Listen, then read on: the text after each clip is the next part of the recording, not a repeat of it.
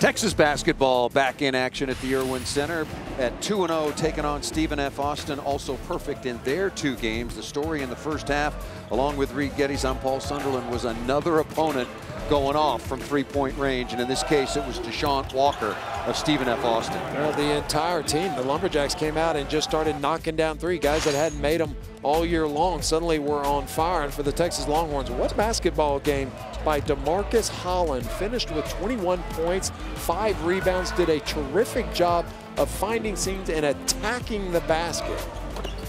DeMarcus Holland led the way for Texas in the first half, but they trailed because of that barrage of threes when Stephen F. Austin was 9 of 18. 35-31. Texas came back, tied the score at 40, and then it was back and forth. And once again, against surprisingly the man-to-man defense, DeMarcus Holland finds a big seam. Time and time again, they found seams and attacked the basket. If it wasn't DeMarcus Holland, it was Isaiah Taylor turning the corner and attacking, and good ball movement late in the game. And this was a good win against a very good Stephen F. Austin team, and not sure they would have won but for the play of freshman Isaiah Taylor and his ability to get in the paint. And you know, as he gets better and better and understands spacing on the floor, well, he is going to be special. 3 big baskets late. Obviously, he likes to go to his left. He's naturally a right-hander. And don't forget the charge that he took as well that really helped Texas. Oh, thank you very much. Right on cue. That was a big play at the defensive end as Texas improves to 3-0. Connor, during the game, we were talking about, Paul Sunderland and I talking about, not sure anybody on the roster has improved as much as you. What is it specifically that you worked on in the offseason? Thank you. Post presence and screening. This offense requires us to screen a lot and get the guards open and then get inside. So a lot of screening and a lot of just keeping the ball moving. We did a good job keeping the ball moving last year, but Augie and the coaches had me really focusing on that and keeping confidence in my shot. You seem like you're playing more inside and out, picking and popping, knocking down threes and posting up. But I think the thing you're doing the best is your rebounding effort, especially on the offensive glass. Yeah, going against guys like John, Prince, and Cam every day in practice, you learn that if you're going to get on the floor, that's the way you're going to do it, is rebound. And if it wasn't for them pushing me every day, then I don't think I'd be able to rebound how I did tonight.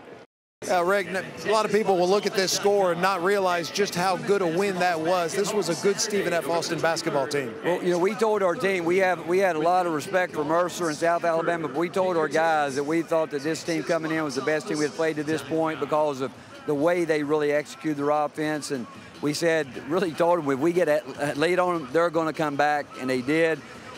We did a better job for the most part in the second half, trying to execute some things on offense. Defensively, we kind of got into a rhythm there with their offense.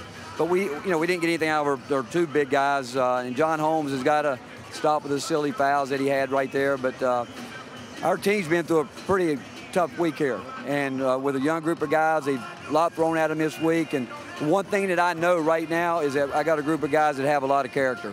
Stephen F. Austin made 11 three-point field goals. We talked at halftime, said, what adjustments are you going to make? What were the adjustments that they were 0 for 2 the rest of the game from behind the three-point line? Well, again, it's really simple, Reed. You played. I mean, we talked about the three-point line, the guys that could shoot, and what our guys don't understand, like in the zone, even one of the last ones I think they hit, if you've got to come out to, 35 feet to play a guy that's hit 5 threes, you got to come out there.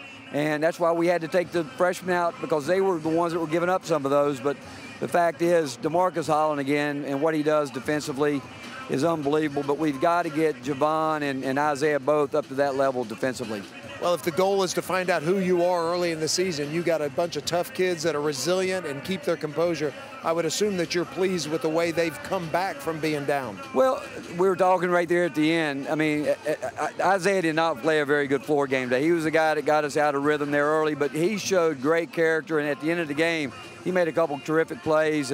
But I love this group because, you know what, they have worked. They've done everything that we've asked them to do, but why we haven't come out and executed offensively for 2 games, we'll find out. We'll figure it out and get it done.